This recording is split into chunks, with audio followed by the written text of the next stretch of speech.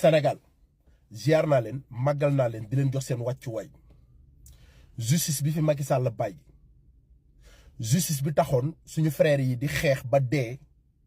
am ci ñoo xam ne jël nañ ci ay gaañu ñenn ñu tëj leen ci kaso ci jaay doole ak justice bii fi nekk ana lan moo leen wutale ci sama gis-gis amul benn différence justice bi fi Macky Sall bàyyi woon ba tey mooy justice bi fi nekk amuñu woon nag benn raison pour di douter ci justice bii nii mais defaat du erreur mais jëfi maa tey la nii nga xam ne moom la justice bii di doxee duma bett bu ñu xëyee ne képp ku rayoon nit ci réew mi baal nañ la duma bett bis bu ñu xëyee ne képp ku sàccoon alalu réew mi baal nañ la ndax seeni jëfi tey mu ngi koy wone Adama Fall dafa taxaw défier justice su lëmm mu ne moom président bi koy tëj baayam juddoogul te pourtant Adama Fall wax na dëgg bravo Adama ñu nekk opposition du subir ñëw parti au pouvoir du subir waxuñu leen ngeen jaay kenn doole de mais nii ngeen yoree réew mi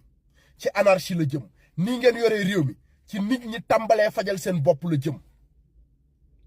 bàyyi ngeen fi doomu Idrissa Seck bu ñu jàpp ci trafic international de cocaïne tey anamu libéré ngeen ko ñamu àndaloon ñu ngi ci biir kaso bi bàyyi ngeen fi Ahmed Ndoye buy dawal te amul permis bu mbëkk doomu jàmbur anamu mu ngi ci plateau yi di ñu yekk lu mel ne xeme bàyyi ngeen fi Bougane Gueye Dany bi nga xam ne moom moo défier publiquement le président de la République anamu mu ngi këram toog bàyyi ngeen fi Cheikh Yérim Seck mi nga xam ne moo taxawoon pour déstabiliser réew mi anamu mu ngi ci réew mi toog bàyyi ngeen fi Madiambal Diagne mi nga xam ne lépp lu mu wax ci ay kàcce ki fen ki sos la ko teg anamu mu ngi ci réew mi ñun nag liñ leen mënaloon def nañ ko mooy xeex ñàkk ci bakkan tëdd ci kaso ba jël réew mi teg ko ci seeni loxo